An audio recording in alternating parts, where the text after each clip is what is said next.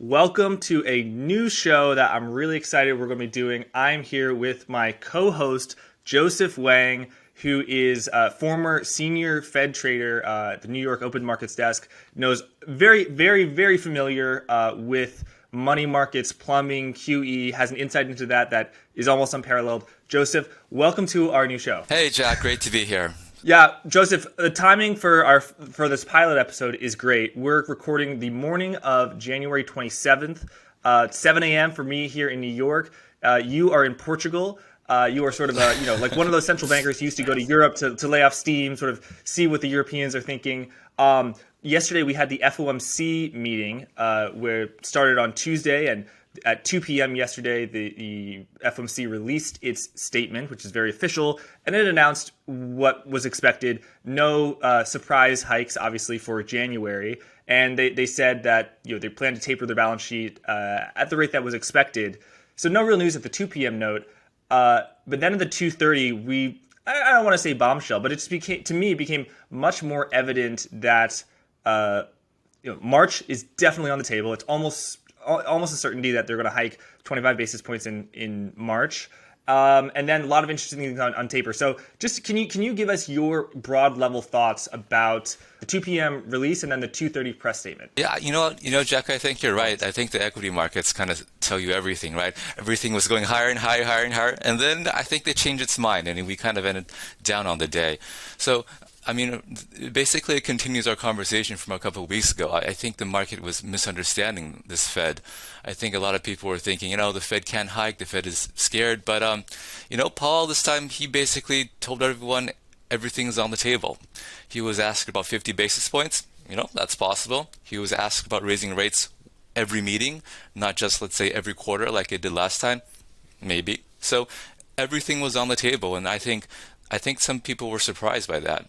If you look at what's happening in the interest rate futures, and that's what you would look to see how the market is thinking about this, I think they're pricing in a more aggressive Fed right now, and that's showing up in the risk assets. So I view it as a pretty hawkish meeting, and as it should be. Look what's happening. So inflation is really high, rates are at zero, and we're doing QE. So what's going on, right? So many moments I want to hone in on. One thing was he said that my own core PCE would be up since 6 weeks ago. This is him referencing inflation. Since the December meeting, I would say that the inflation situation is about the same, but probably slightly worse. I'd be inclined to raise my own estimate of 2022 core PCE inflation. Let's just go with that. By a few tenths today, but we're not writing down an SEP at this meeting. But I think it hasn't gotten better. It's probably gotten just a bit worse, and that's been the pattern. So my interpretation was that he's saying inflation is a much greater threat than recession. He talked about a sort of a two-sided risks. In other words, we're not just facing recession, we're also facing inflation. And my interpretation was that inflation is the primary goal. He said, by many metrics, this labor market is very high, and it may, he always hedges, but he said it may be time to remove accommodation. So, it's kind of smooth sailing. Yeah, well, so that's how central bankers talk. Everything is some sort of maybe, right? And so last in December, a lot of people, if you're on the FOMC, you give your projection of where you think inflation would be, and Powell's like, yeah, so inflation is going to be higher than what I thought it was in December. And that's very different from, let's say, the transitory story a year ago. So it looks like everyone is beginning to realize that inflation is going to be higher than expected. And so that's one reason for the more aggressive tilt, I think. And like you mentioned, overall, stable prices, full employment, that's the Fed's mandate. We're there, right? Labor market on fire. Lots of job postings, wages going to the moon. Inflation is high. So where should the Fed be, right? Definitely not buying assets, definitely not Fed funds at zero. So I think what's happening is that they're gradually moving the market towards that direction. And they understand that if they go too suddenly, maybe something will crack. And not just domestically, but internationally as well. I'm sure we'll talk about later about some of the commentary we're receiving abroad. We have President Xi of China going to Davos and telling everyone maybe we shouldn't raise interest rates, right? So there's a huge global implications for what the Fed does, and they're mindful of that. That's where they're going slowly. maybe too slowly. I'm mostly been focusing on the domestic news. Tell us about what President Xi said. I know you and I have both been reading different books, but about the same topic, about the late 90s Asian financial crisis, whereby foreign capital stopped flowing into Asia, particularly Thailand, Hong Kong, countries like that, Vietnam, and you had a problem where countries either had to devalue their currencies or raise interest rates. But I don't think of China. I wouldn't put China 2022 in the same category as Vietnam 1997 because it just has so many dollars. Why dollar reserves? It as people will say, I'll remind you, China has a huge current account surplus, a trade surplus. They beat us on trade, as former President Trump said. But America beats China in terms of capital flows. Like those dollars are recycled back into U.S. Treasuries, although that pipeline is slowing down. Why is raising rates bad for China, and why do you think President Xi? It's really Xi went out there. He's number one. He's the boss. It's weird he didn't send out one of his team members to sort of say it. Must be pretty important. That's my impression exactly. I was surprised that he did that. And like you mentioned, China has enormous amounts of dollars, so they should be less worried about this. So that was a strange comment to me. But I think maybe they know things that we don't. I mean, obviously, they have a lot more information than we do. So just going back to the framework, so let's say the dollar is a global currency, right? People all around the world use it. So when the U.S. rates are really low, what often happens is that U.S.-based investors or investors with dollars, they'll take their dollars and they'll go invest in emerging economies. So if U.S. rates are like at 0%, they can get a lot higher rates in, let's say, Mexico or China or back in the 97s in Thailand. So there's basically this huge carry trade. And the emerging markets, they love this. So you have enormous amounts of foreign capital flowing into their economy. They're boosting their financial conditions, and also because money is flowing in, it strengthens their currency. So they get strong economic growth from all the capital that flows in, and also the strong domestic currency they get tampers down inflation a bit. So it's a double plus until that all reverses, and it always reverses. And so when all that money came out back during the 1997 Asian financial crisis, it was very destabilizing. A lot of foreigners suddenly pulled out their capital, and let's say the Thai companies and Thai banks that were reliant on that capital, they suddenly lost funding. So it was very disruptive to them. Classic bank run. They had to sell their assets to repay their loans. And of course, the peg that they had back then broke because there's so much outflow of dollars out of the economy. Their foreign central bank didn't have enough reserves to protect the currency. And so this time around, something similar is happening throughout the world. Now, just to be clear, the last time the Fed was becoming more restrictive in monetary policy, you had the governor of the Reserve Bank of India pen a column in the Financial Times telling people, hey, please stop, or at least do this slowly. So it's a common thing because the thing is, even though monetary policy in the U.S. is targeted for the U.S., dollar's global.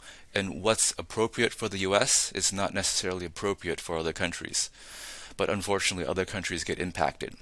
So I think what happened is that, like you mentioned, China is selling a lot of stuff to the U.S. They have a lot more dollars now during the past 2 years. So, and also the interest rates were a lot higher than U.S. interest rates for the past 2 years. So we have enormous amounts of dollar flows into China, and that probably is being put to use somehow. But if the U.S. starts raising rates, those capital flows might reverse, and that could be bad for whoever was relying on those flows.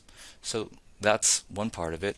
And the other part is, well, in order to stop those capital flows, it usually has to force them to raise interest rates. So if the U.S. raises rates, it usually forces the emerging markets to also raise rates, just to keep in pace with the U.S. And maybe their economy is not at the place where they should be raising rates. Actually, they're cutting rates right now. It seems like what's happening in the property sector is having some impact on their financial conditions, and they don't want to raise rates. They want to be cutting rates. So that puts them in a difficult situation. What's special in China in particular, though, is that China has very good tools to be able to control this.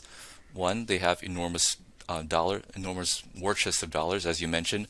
Not just the sovereign, the PBOC has like $3.5 trillion. Their domestic banking sector also has about $1 trillion. So that's a big war chest to defend the soft peg they have now. And they also have capital controls. So to me, I was surprised to hear President Xi say that, because they should be in a good condition to weather this. But maybe he sees things that we're not aware of. Yeah, definitely really interesting. It's striking that it's not only a vulnerable, very vulnerable emerging market country like Turkey. It's not Erdogan coming out and say this. It's President Xi. Very interesting to see. Just on that, the IMF came out and was basically saying the same thing, and that totally reminds me of back during the early days of the pandemic. The WHO basically would say whatever the CCP wanted them to say, and I feel like the same thing is happening to the IMF now. So I wonder if there's some political connection there.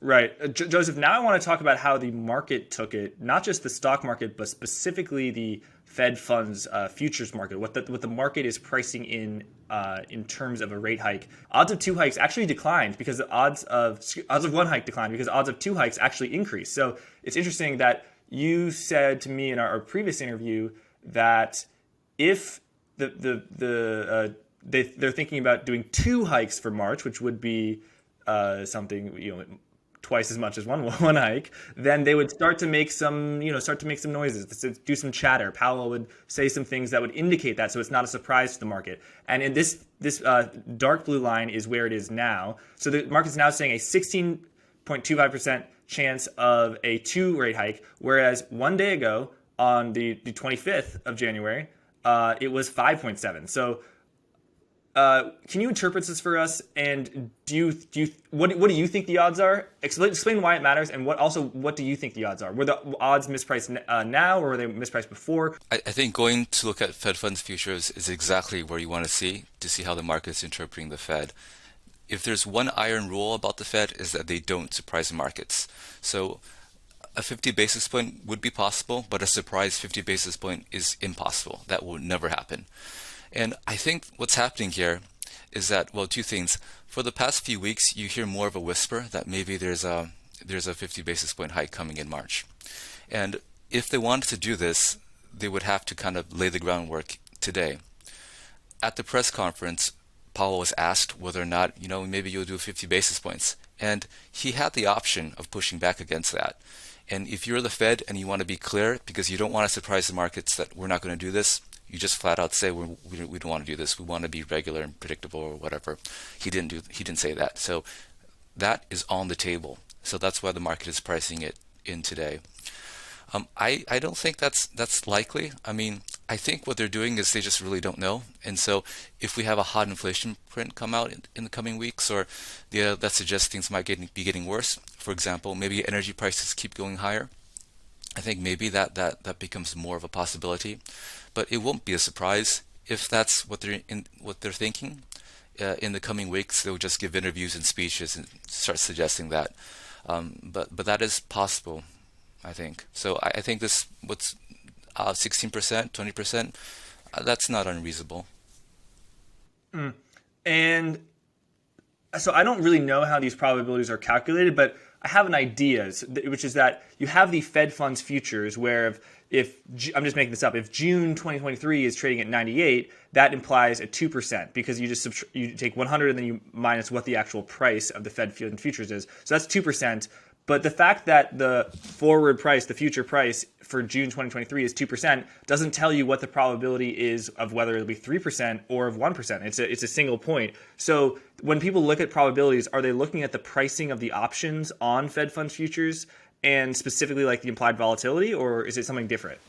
So there are people who do that. So if you look at the options, for example, you could probably try to tease out more of a probability distribution of what the different outcomes are.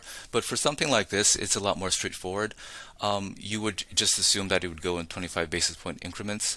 And if you really wanted to get fancy, sometimes people will think about whether or not the pass-through will be fully 25%. For example, maybe let's say Fed funds is 10 basis points today, and you add 25, maybe it doesn't go to 35, maybe it goes to 33, maybe it goes to 36, or something like that. So if you have really sophisticated people, they might think about things like that. But for the most part, just these tools, assuming a 25 basis point straight hike is based on futures is good enough. Got it. Okay. And now let's look at December 2022 futures, where this would be the end of the year. So 125 to 150, that would be 5 hikes. So this is odds of 5 hikes, and this is odds of 6 hikes, and odds of even 7 hikes. So let me take a look. So on the 25th, before the FOMC meeting, the odds of it were barely over 20%, and now they're 32%. So those odds have gone up as well. Do you think that pricing, forward pricing,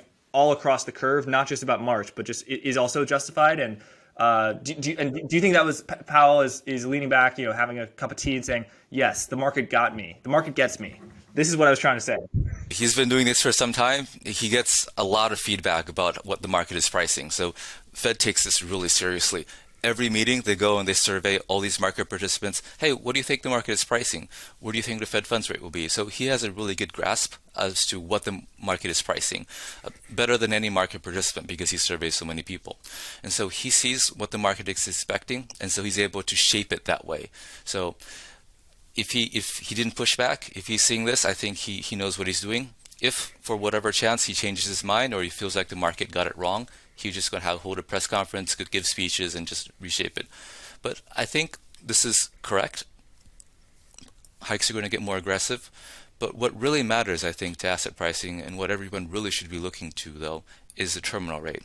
What is the maximum level the Fed will hike to? And so far, that hasn't changed all that much. What we're doing so far is we're kind of pulling rate hikes forward. And that's meaningful, but it's not as impactful as the terminal rate. And so I think right now we're a bit above 2%. That's probably still too low. I would expect for the Fed to probably say things eventually so the market can handle it, that goes to 3% or above. And I think that's when the real damage to risk assets happen. Just pulling the rate hikes from two years forward, from what would happen in, let's say, next year to this year, that's not that big of a deal.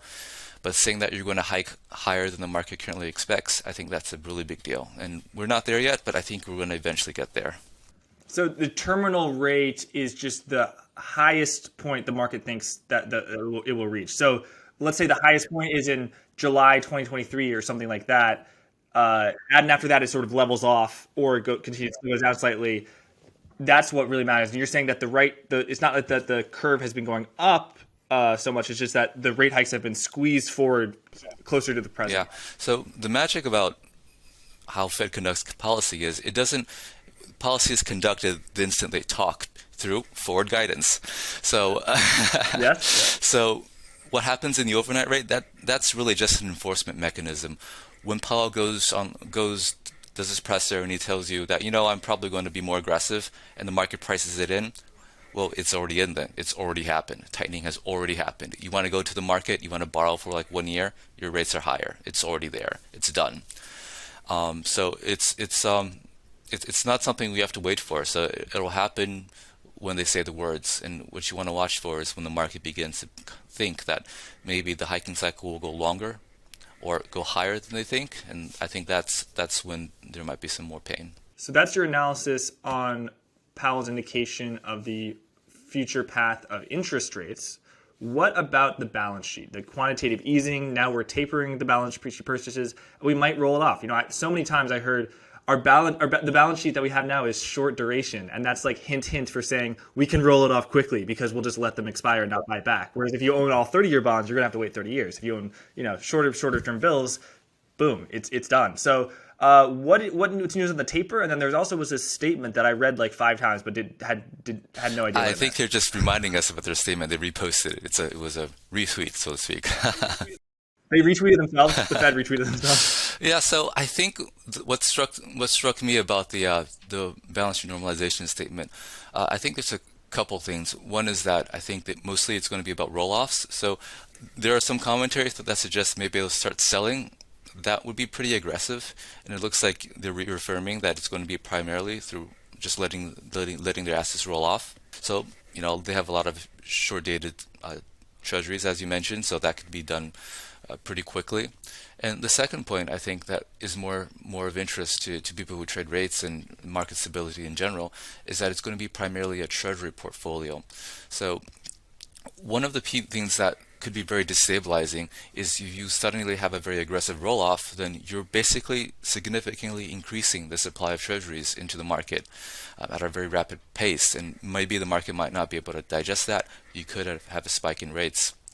But at the same time, you're taking, let's say, your repayments that you receive from mortgage securities and then plowing them into treasuries, then that kind of slows the process down a little bit. So I think that could be more stabilizing. So I think that is something that would mitigate against an unstable QT.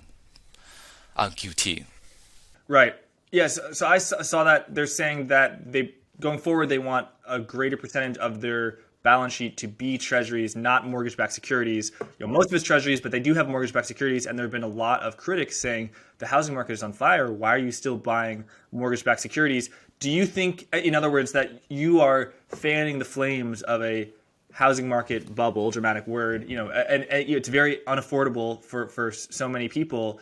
Do you think that the Fed is responding to that, or is it more that they don't want to cause disturbances in the treasury market? Because to me, mortgage-backed securities, I know they're agencies, so they're secured, but they're a greater credit risk than treasuries, right? So if I wanted to do the riskless thing, I would put treasuries onto the market, not mortgage-backed securities, right? Yeah. They were at the heart of the 2008 financial crisis. I know there's a big difference. I think the Fed, my sense is always that they wanted to be more treasuries. Treasuries is a government obligation. They feel like when they're doing that, it's purely a rates play. So they're just kind of shuffling risk-free assets, and they feel more comfortable. When you're buying mortgage-backed securities, technically you are lending to the private sector, and the Fed doesn't really want to be in the business of doing that. They're guaranteed by Fannie Mae, but technically it's a loan to someone who owns a house. So I don't think they want to be in the business of allocating credit. So I think they feel much more comfortable holding just treasuries. So you're right, the housing market is on fire. I think the Fed plays some role in that, but probably not really through the mortgage-backed securities. The way that this works is that, so let's say interest rates are at 2%, and maybe you can get like a 4% mortgage, right? So when you buy treasuries, you're trying to lower the treasury rate, and that affects your mortgage rate. When you're buying agency-backed securities, you're really, what you're doing is you're narrowing the spread between treasuries and agency-backed mortgages. So that's narrowing the rate, but it's not as big an impact as lowering, let's say, the 10-year directly. So it has some impact, but I don't really know exactly how many basis points that is. I don't think anyone does, but I don't know if it's really that significant. I think it's really about having 0% on the front end and just buying a tons of treasuries to make sure that the long end is pretty low as well. Yeah, and it's a great transition because there were a lot of concerns about Fed members owning mortgage REITs in their portfolios. And it's like, if you're buying hundreds of billions of dollars of mortgage-backed securities during a financial crisis, maybe you shouldn't be like day trading mortgage REITs, right? Powell did get a question about a departing member who resigned over this question, and his answer was, I don't play a role in it, nor do I seek to play a role in it. Can you just go over that and let us know your thoughts on that? Yeah, I think the person being the reporter was asking about the trades by I think former President Kaplan. He wanted to know the dates the trades occurred. Apparently, yes. The Fed did not disclose that, and Powell says, I can't help you, and he's not part of an investigation, which I find kind of interesting. Not about the Powell issue, but why can't you disclose the dates? Obviously, if their dates occurred at times that were not sensitive, they would disclose it. No big deal. Not willing to disclose it. Yeah. For all I know, he front run the whole thing, and that would look very bad. So, Joseph, there have been a lot of questions about my purchase of Eurodollar calls in March and whether I should be on, a senior member at the Fed. And I have to say, I always was planning on buying, Eurodollar calls on March 14th. Yes, it happened to be the day before the Fed did a 100 basis point cut. But come on, I'm an investor. I'm not allowed to allocate capital. You don't know anyone by the name of Robert Kaplan, do you? No, I don't. The taper, though. What did we learn about when the taper is going to start? We're going to do the first hike and then taper. Was there any clarity at all? No, it's going to happen after the hike. So I think the what he falls back to is that, we didn't talk about this meeting, so, but we'll talk about it next meeting. That's what he falls back to a lot. Listen, I'm sure he's thinking about it. I'm sure he's having discussions, not at the FOMC, but behind the curtain with all these people. So I'm sure he has an idea. He's not ready to talk about it. It will happen this year. That's beyond any doubt. I think something that he really is thinking about right now is a couple things. I think what's happening in the world, I think he mentioned that as well. We seem to have some kind of conflict brewing in Europe and Russia, so that could change things if something comes of it. And also, there's still some kind of outside chance, at least they're praying for it, that maybe their models are right, maybe supply chain issues dissipate, maybe inflation comes down rapidly. So I think that's what's holding him back from being more aggressive than he already is. And is there anything, you come from the world of monetary plumbing, were there any plumbing things that came up that really caught your eye? I just think that the being willing to just largely reinvest mortgage-backed securities into treasuries, that really helps the transition from a plumbing perspective, because what's happening right now is that one of the biggest buyers of treasuries over the past year have been the banks. Right? So the banks are buying a lot of treasuries because the Fed pumped them full of cash. Now, when you do QT, what you're doing two things. You're taking that cash out of the banks, and you're also simultaneously significantly increasing the amount of treasuries available to the private market. So you take away demand, increase supply. You could have some dislocation that could happen, just like during the September repo crisis a couple of years ago. So, but if you are willing to just massively invest mortgage-backed securities into treasuries, that could be a stabilizing effect. So that would help. Probably won't solve it, but it will help. Two questions. One, can you explain why you think it might be that bond yields might rise during this quantitative tightening, despite the fact that historically the yield curve has flattened during quantitative tightening, meaning that long-term bond yields have gone down, and that has to do with the reverse repo issue. And then, two, are your concerns about the long-term bonds, given that your framework is the switch to selling more mortgage-backed securities, is that going to alleviate it or not? Usually, just the level. I'm not talking about the term premium. The level of rates falls when you're not doing QT. I think that has to do with just a risk-off behavior. So when the Fed is doing QE, everyone is like, yeah, let's buy risk assets, sell treasuries, buy risk assets. And when you do QT, people become a bit more cautious. And so there's a I guess a risk-off behavior. But fundamentally, when you talk about longer-term rates, it's really just about supply and demand. And the supply structurally is much higher now than it is before. And we issued, $3-4 trillion the past couple of years. And every year going forward, deficit's going to be $1 trillion or more, so we're going to issue more and more. We're going to have to find people to buy that. Now, there's all sorts of ways that the government can cook up demand. One of the ways is regulation. There's a lot of mandates for banks and for, let's say, insurance companies or GSEs to buy treasuries. And that demand has been strong. So if you look at the past year, banks increased their holdings of treasuries in agency MBS by about $1.5 trillion. So that's a lot, and that's been kind of holding back the yields. And you also have foreign buyers too, because foreign rates are very low. But you're moving into a world where banks have less cash because of QT, and also abroad, maybe they'll be lifting their rates too.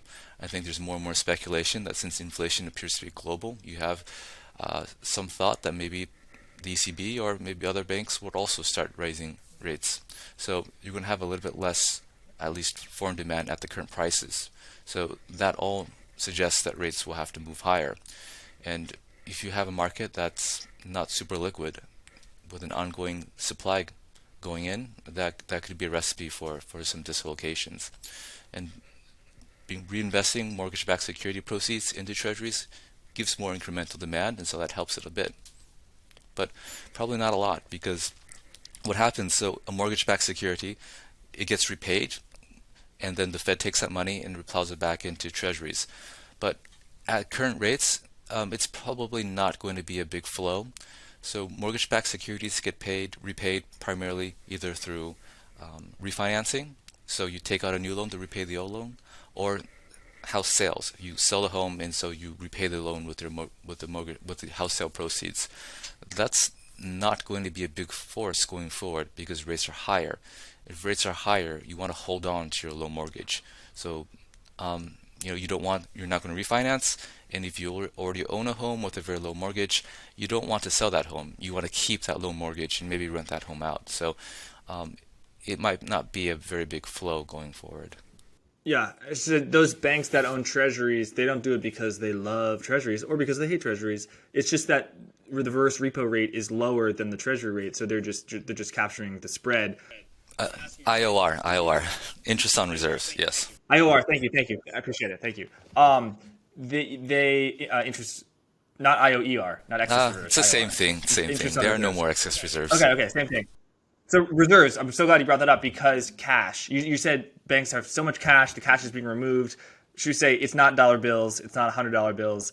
It's not even bank deposits, what we think of money when we see electronic money, which are assets for us, but liabilities for banks. I know, Joseph, that the term cash might trigger a few people in the comments saying, Joseph, you worked at the Fed. You of all people should know that quantitative easing bank reserves are not cash.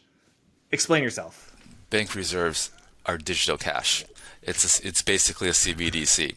If you're a bank and you have $100 in reserves, you call up the Fed and they'll swap in for $100 in currency. Bank reserves are cash held by banks. They are what you hold in your bank. That's not cash. That's a bank deposit. That's an IOU. So when the Fed does QE, it's increasing the level of reserves in the system. Yes, the level of cash banks hold. But because, like you mentioned, you and I, we don't have accounts at the Fed.